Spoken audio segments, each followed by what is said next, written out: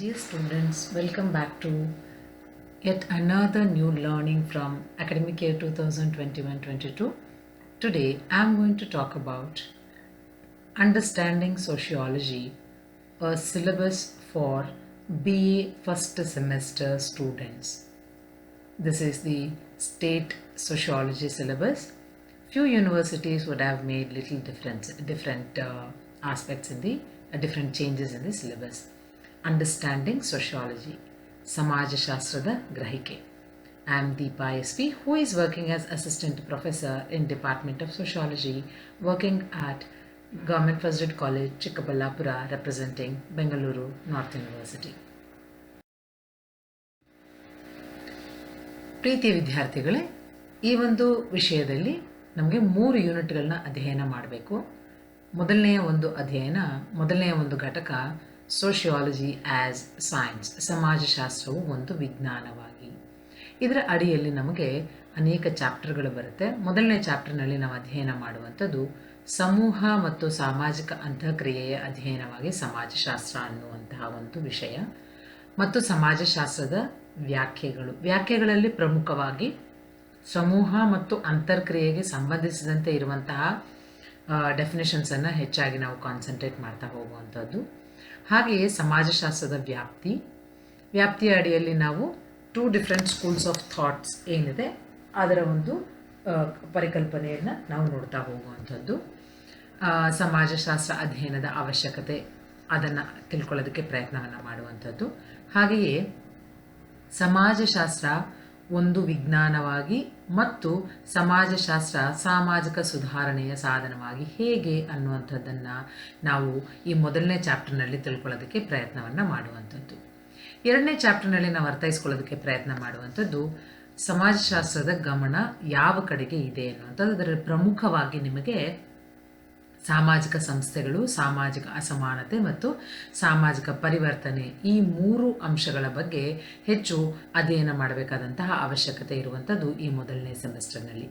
ಸಾಮಾಜಿಕ ಸಂಸ್ಥೆಗಳು, ಸಾಮಾಜಿಕ ಅಸಮಾನತೆ, ಸಾಮಾಜಿಕ ಪರಿವರ್ತನೆ, ಈ 3 ಅಂಶಗಳ ಒಂದು ಅರ್ಥ, ವ್ಯಾಖ್ಯಾನಗಳು ಮತ್ತು ಇವುಗಳ ಒಂದು ಪ್ರಕಾರಗಳು ಮತ್ತು ಇವುಗಳಲ್ಲಿ ಕಂಡುಬರುವಂತಹ ಬದಲಾವಣೆಗಳು ಏನು, ಆ ಬದಲಾವಣೆಗೆ ಅಂಶಗಳು ಯಾವುವು, ಇಂತಹ ವಿಷಯಗಳನ್ನು ಈ ಒಂದು ಚಾಪ್ಟರ್ನಲ್ಲಿ ಅರ್ಥ ಮಾಡ್ಕೊಳ್ಳೋದಕ್ಕೆ ಪ್ರಯತ್ನವನ್ನು ಮಾಡುವಂಥದ್ದು. We are going to study in the unit 1 sociology as science.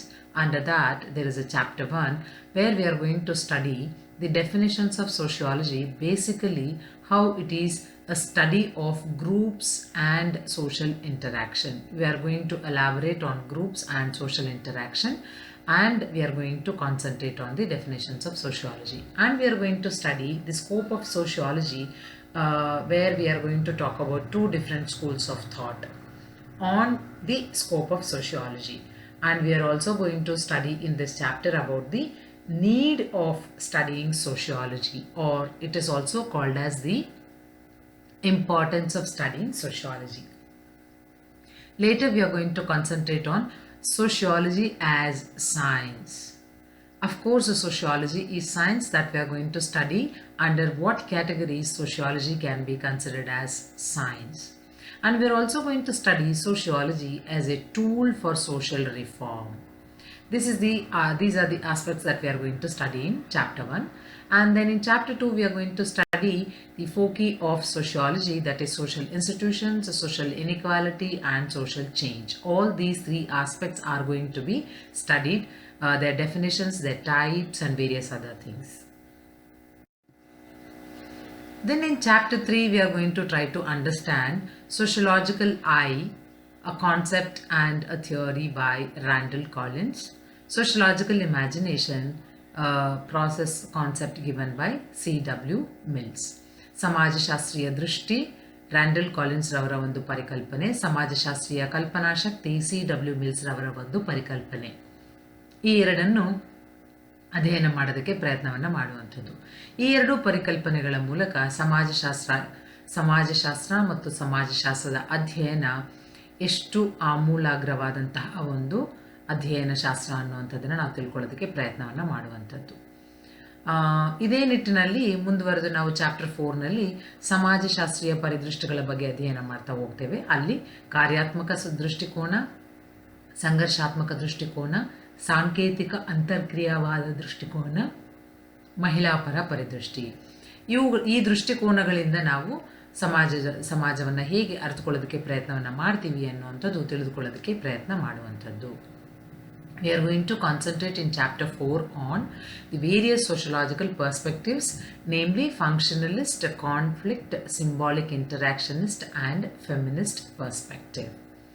And in the 5th chapter we are going to try to study the social construction of reality, ವಾಸ್ತವಿಕತೆಯ ಸಾಮಾಜಿಕ ರಚನೆ. ಪೀಟರ್ ಬರ್ಗ್ ಅಂಡ್ ಲಕ್ಮನ್ ರವರು ನೀಡಿರುವಂತಹ ಈ ಒಂದು ಪರಿಕಲ್ಪನೆಯನ್ನು ನಾವು ಅರ್ಥೈಸ್ಕೊಳ್ಳೋದಕ್ಕೆ ಪ್ರಯತ್ನವನ್ನು ಮಾಡುವಂಥದ್ದು. Then in Unit 2, you have culture and socialization. ಘಟಕ 2ರಲ್ಲಿ ಸಂಸ್ಕೃತಿ ಮತ್ತು ಸಾಮಾಜೀಕರಣ ಎಂಬ 2 ಪರಿಕಲ್ಪನೆಗಳ ಬಗ್ಗೆ ಅಧ್ಯಯನವನ್ನು ಮಾಡುವಂಥದ್ದು. ಅದರಲ್ಲಿ ಚಾಪ್ಟರ್ 6, ಅದರಲ್ಲಿ ನಾವು ನೋಡುವಂಥದ್ದು ಸಂಸ್ಕೃತಿ, ಅದರ ವ್ಯಾಖ್ಯೆ ಮತ್ತು ಅದರ ಮೂಲಾಂಶಗಳನ್ನು ತಿಳಿದುಕೊಳ್ಳೋದಕ್ಕೆ ಪ್ರಯತ್ನ ಮಾಡುವಂಥದ್ದು. ಸಂಸ್ಕೃತಿ ಅನ್ನುವಂತಹ ಪದ ಬಂದಾಗ ನಾಗರಿಕತೆ ಖಂಡಿತವಾಗ್ಲೂ ಬಂದೇ ಬರುವಂಥದ್ದು. ಸೊ ಸಂಸ್ಕೃತಿ ಮತ್ತು ನಾಗರಿಕತೆಗಳ ನಡುವಿನ ವ್ಯತ್ಯಾಸಗಳನ್ನು ತಿಳಿದುಕೊಳ್ಳೋದಕ್ಕೆ ಪ್ರಯತ್ನವನ್ನು ಮಾಡುವಂಥದ್ದು. ಹಾಗೆಯೇ ಸಾಂಸ್ಕೃತಿಕ ಸಮ್ಮಿಲನ, ಅಕಲ್ಟ್ರೇಷನ್, ಈ ಒಂದು ಪರಿಕಲ್ಪನೆಯನ್ನು ಅರ್ಥೈಸ್ಕೊಂಡು ಅದರ ಮುಂದಿನ ಭಾಗವಾದ ಅಸಿಮಿಲೇಷನ್ಗೆ ಸಂಬಂಧಪಟ್ಟಂತೆ, ಸ್ವಾಂಗೀಕರಣಕ್ಕೆ ಸಂಬಂಧಪಟ್ಟಂತೆ R.E. ಪಾರ್ಕ್ ರವರ ಕರಗುವ ಮಡಿಕೆ, ಈ ಒಂದು ವಿಚಾರವನ್ನು ನಾವು ತಿಳ್ಕೊಳ್ಳೋದಕ್ಕೆ ಪ್ರಯತ್ನ ಮಾಡುವಂಥದ್ದು. ಹಾಗೆಯೇ ಸಾಂಸ್ಕೃತಿಕ ಸಂಪರ್ಕ, ಸಾಂಸ್ಕೃತಿಕ ಆಘಾತ, ಪ್ರತಿ ಸಂಸ್ಕೃತಿ, ವ್ಯತಿರಿಕ್ತ ಸಂಸ್ಕೃತಿ, ಈ ಥರ ಅನೇಕ ಪರಿಕಲ್ಪನೆಗಳನ್ನು, ಸಂಸ್ಕೃತಿಯ ಅಡಿಯಲ್ಲಿ ಬರುವಂತಹ ವಿಶಿಷ್ಟವಾದಂತಹ ಪರಿಕಲ್ಪನೆಗಳನ್ನು ಅಧ್ಯಯನ ಮಾಡ್ಕೊಳ್ಳೋದಕ್ಕೆ ಪ್ರಯತ್ನವನ್ನು ಮಾಡುವಂಥದ್ದು.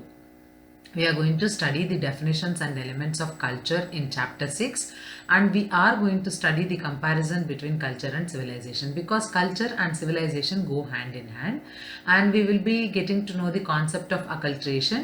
Along with that, we are going to have an elaborate discussion on R.E. Park's idea of melting pot. And then we are going to concentrate on few concepts like cultural contact, cultural shock, counterculture and contra-culture. And in chapter 7, we are going to study about the global culture, globalization of values, cultural imperialism, ಜಾಗತಿಕ ಸಂಸ್ಕೃತಿ, ಮೌಲ್ಯಗಳ ಜಾಗತೀಕರಣ ಹೇಗಾಗ್ತಾ ಇದೆ, ಸಾಂಸ್ಕೃತಿಕ ಸಾಮ್ರಾಜ್ಯವಾದ ಅಂದರೆ ಏನು, ಸಂಸ್ಕೃತಿ ಯಾಕೆ global ಆಗಿದೆ ಇವತ್ತು, ಜಾಗತಿಕವಾಗಿದೆ ಇವತ್ತು, ಈ ಥರದ ಅನೇಕ ಅಂಶಗಳನ್ನು ನಾವು ಈ ಒಂದು ಚಾಪ್ಟರ್ನಲ್ಲಿ ಅಧ್ಯಯನ ಮಾಡೋದಕ್ಕೆ ಪ್ರಯತ್ನವನ್ನು ಮಾಡುವಂಥದ್ದು.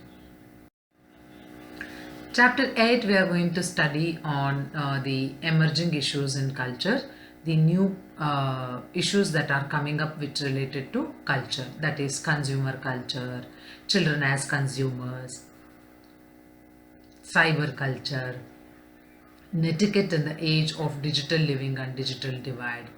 Netiquettes are more important because the post-COVID-19 duration made us to depend upon the digital media, whether for learning or for daily transaction or for meetings, so much that we need to follow certain netiquettes. So those netiquettes, how are they? That we are going to try to understand in this chapter. ಈ ಒಂದು 8ನೇ ಚಾಪ್ಟರ್ನ ಅಡಿಯಲ್ಲಿ ನಾವು ಸಂಸ್ಕೃತಿಯ ಕುರಿತು ಹೊರಹೊಮ್ಮುತ್ತಿರುವಂತಹ ವಿವಾದಾಂಶಗಳ ಬಗ್ಗೆ ಅಧ್ಯಯನವನ್ನು ಮಾಡುವಂಥದ್ದು. ಹೊಸ ಹೊಸ ಪರಿಕಲ್ಪನೆಗಳು ಬರ್ತಾ ಇದೆ. ಆ ಹೊಸ ಪರಿಕಲ್ಪನೆಗಳ ಒಂದು ಹಿನ್ನೆಲೆಯಲ್ಲಿ ಅನೇಕ ಅಂಶಗಳನ್ನು ತಿಳಿದುಕೊಳ್ಳೋದಕ್ಕೆ ಪ್ರಯತ್ನ ಮಾಡುವಂಥದ್ದು ಸಂಸ್ಕೃತಿಯ ಕುರಿತಾಗಿ. ಸೊ ಅಲ್ಲಿ ನಾವು ಅಧ್ಯಯನ ಮಾಡೋದು ಗ್ರಾಹಕ ಸಂಸ್ಕೃತಿ, ಗ್ರಾಹಕರಾಗಿ ಹೊರಹೊಮ್ಮುತ್ತಿರುವ ಮಕ್ಕಳು, ಸೈಬರ್ ಸಂಸ್ಕೃತಿ, ಡಿಜಿಟಲ್ ಯುಗದಲ್ಲಿ ಅಂತರ್ಜಾಲ ಸಂಬಂಧಿ ಶಿಷ್ಟಾಚಾರಗಳು, ಡಿಜಿಟಲ್ ವಿಭಜನೆ ಅಥವಾ ಡಿಜಿಟಲ್ ವಿಭಜಿಸುವಿಕೆ. ಡಿಜಿಟಲ್ ವಿಭಜನೆ ಅಥವಾ ವಿಭಜಿಸುವಿಕೆ ಅಂತ ಬಂದಾಗ ಟೆಕ್ನಾಲಜಿ ಅಥವಾ ತಂತ್ರಜ್ಞಾನ ಅನ್ನುವಂತಹ ಅಂಶ ಏನಿದೆ ಇದು ಬಹಳ ಇಲ್ಲಿ ಇಂಪಾರ್ಟೆಂಟ್ ಆಗ್ತಾ ಬರುತ್ತೆ. ಎಲ್ಲರಿಗೂ ಎಲ್ಲ ವಿಷಯಗಳು ತಿಳಿದಿರೋದಿಲ್ಲ. ಎಲ್ಲ ವಿಷಯಗಳು ತಿಳಿದಿರೋವಂಥವ್ರಿಗೂ ಸಹ ತುಂಬ ಕಾಮನ್ ಆಗಿರುವಂತಹ ಕೆಲವು ವಿಷಯಗಳು ತಿಳಿದಿರೋದಿಲ್ಲ. ಇದು ಗ್ರಾಮ ಮತ್ತು ನಗರ ಸಮುದಾಯಗಳ ನಡುವೆ ನಡೆಯುವಂತಹ ಒಂದು ಡಿಜಿಟಲ್ ವಿಭಜನೆ ಆಗಿರಬಹುದು. ಎರಡು ದೇಶಗಳ ನಡುವೆ ಉಂಟಾಗಿರುವಂತಹ ಡಿಜಿಟಲ್ ವಿಭಜನೆ ಆಗಿರಬಹುದು. ನಂತರದಲ್ಲಿ ನಾವು ಅಧ್ಯಯನ ಮಾಡೋದು ಸಾಮಾಜೀಕರಣಕ್ಕೆ ಸಂಬಂಧಪಟ್ಟಂತೆ ಸ್ವಪರಿಕಲ್ಪನೆಯ ಸಿದ್ಧಾಂತಗಳು. ಅದರಲ್ಲಿ ಪ್ರಮುಖವಾಗಿ CH ಕೂಲೆರವರು ಮತ್ತು GH ಮೀಡ್ರವರು ನೀಡಿರುವಂತಹ ಸಿದ್ಧಾಂತಗಳು. George Herbert mid, CH ಕೂಲೆ, Charles ಹಟನ್ ಕೂಲೆ ಇವರ ಸಿದ್ಧಾಂತಗಳನ್ನು ಅಧ್ಯಯನ ಮಾಡೋದಕ್ಕೆ ಪ್ರಯತ್ನವನ್ನು ಮಾಡುವಂಥದ್ದು. We are going to also study on the theories of self given by Charles Hutton Cooley and George Herbert Mead. Then in the third unit we are going to study on social change, ಸಾಮಾಜಿಕ ಪರಿವರ್ತನೆ. ಇದರಲ್ಲಿ ನಾವು introduction ಪಾರ್ಟ್ನಲ್ಲಿ ಸಾಮಾಜಿಕ ಬದಲಾವಣೆ ಅಂದರೆ ಏನು, ಪರಿವರ್ತನೆ ಅಂದರೆ ಏನು, ಸಾಮಾಜಿಕ ಪರಿವರ್ತನೆಯ ಲಕ್ಷಣಗಳು ಯಾವುದು, ಇದು ಯಾವ ಗತಿಯಲ್ಲಿ ಪರಿವರ್ತನೆ ಉಂಟಾಗುತ್ತೆ, ಹಾಗೂ ಇದರಿಂದ ಉಂಟಾಗುವಂತಹ ಬದಲಾವಣೆಗಳು ಏನು ಅನ್ನುವಂಥದ್ದನ್ನು ಅಧ್ಯಯನ ಮಾಡೋದು ಚಾಪ್ಟರ್ 10ರಲ್ಲಿ. ಸೊ ಇಲ್ಲಿ ನಾವು ಸಾಮಾಜಿಕ ಪರಿವರ್ತನೆಯ ಕಾರಣಾಂಶಗಳು ಯಾವ್ದ್ಯಾವ್ದಿದೆ, ಆ ಕಾರಣಾಂಶಗಳ ಮೂಲಕ ಯಾವ ರೀತಿ ಬದಲಾವಣೆಗಳು ಉಂಟಾಗಿದೆ ಅದನ್ನು ಅಧ್ಯಯನ ಮಾಡೋದಕ್ಕೆ ಪ್ರಯತ್ನ ಮಾಡುವಂಥದ್ದು. ಉದಾಹರಣೆಗೆ ಕೈಗಾರೀಕರಣ, ವೈಚಾರೀಕರಣ, ಮ್ಯಾಕ್ಡೊನಾಲ್ಡೀಕರಣ, ಜಾರ್ಜ್ ರಿಟ್ಜರ್ ಅವರು ನೀಡಿರುವಂತಹ ಒಂದು ಪರಿಕಲ್ಪನೆ, ನಗರೀಕರಣ ಮತ್ತು ಮಾಹಿತಿ ಸ್ಫೋಟ.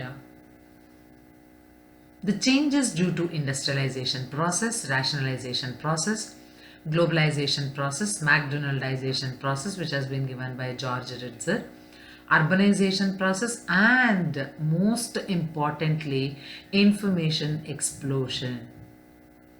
Whether information explosion is right or wrong, and all these processes, whether they are bringing positive changes or negative changes, all these aspects we are going to try to understand in chapter 10.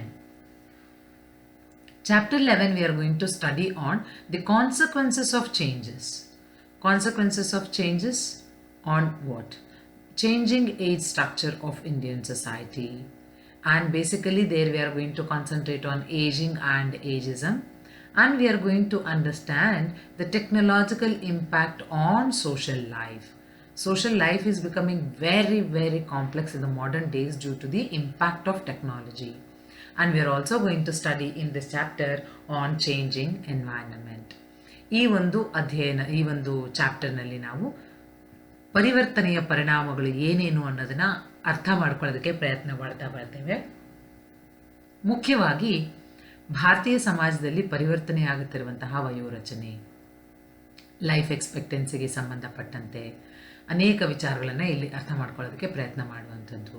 ಮತ್ತು ಎರಡು ಕಾನ್ಸೆಪ್ಟ್ಗಳಾದಂತಹ ವೃದ್ಧರಾಗುವಿಕೆ ಮತ್ತು ವಯೋವಾದ, ಇದು ಕಾನ್ಸೆಪ್ಟ್ಗಳು ಏನು, ಇದರ ನಡುವೆ ಇರುವಂತಹ ವ್ಯತ್ಯಾಸ ಏನು, ಇದರ ಒಂದು ಪಾಸಿಟಿವಿಟಿ ಏನು ಅಥವಾ ನೆಗೆಟಿವಿಟಿ ಏನು ಅನ್ನೋದನ್ನು ಅರ್ಥ ಮಾಡ್ಕೊಳ್ಳೋದಕ್ಕೆ ಪ್ರಯತ್ನ ಮಾಡುವಂಥದ್ದು. ಹಾಗೆಯೇ ಇಂದಿನ ಒಂದು ನಮ್ಮ ಸಾಮಾಜಿಕ ಜೀವನ ಬಹಳ ಸಂಕೀರ್ಣವಾಗಿರುವಂಥದ್ದು, ಯಾಕೆ ಆ ಸಂಕೀರ್ಣತೆ ಬಂದಿದೆ ಅನ್ನುವಂಥದ್ದನ್ನು ಅಧ್ಯಯನ ಮಾಡೋದಕ್ಕೆ ಪ್ರಯತ್ನ ಮಾಡುವಂತಹ ಸಂದರ್ಭದಲ್ಲೇ ತಂತ್ರಜ್ಞಾನದ ಪ್ರಭಾವ ಸಾಮಾಜಿಕ ಜೀವನದ ಮೇಲೆ ಯಾವ ರೀತಿ ಬೀರಿದೆ ಅನ್ನುವಂಥದ್ದನ್ನು ತಿಳ್ಕೊಳ್ಳೋದಕ್ಕೆ ಪ್ರಯತ್ನ ಮಾಡುವಂಥದ್ದು.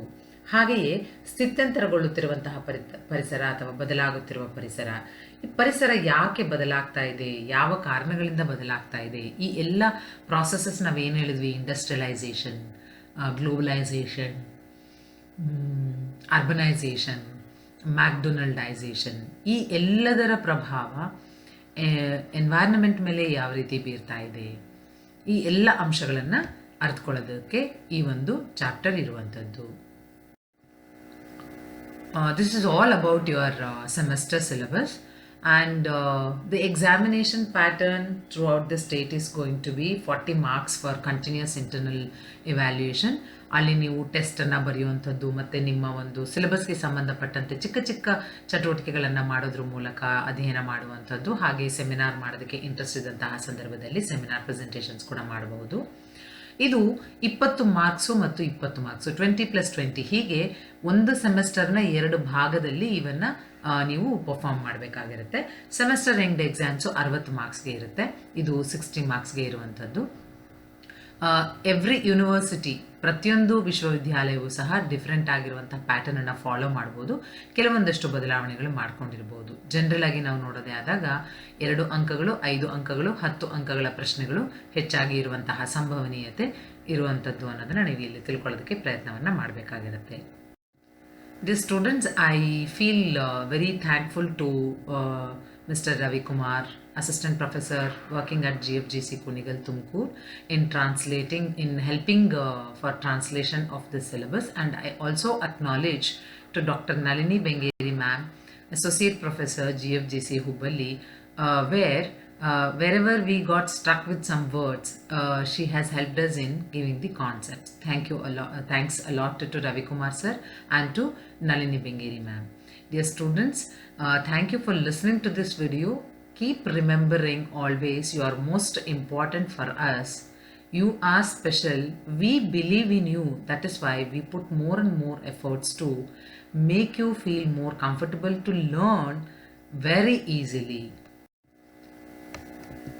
Dear students, Sync the Socio, a place of learning.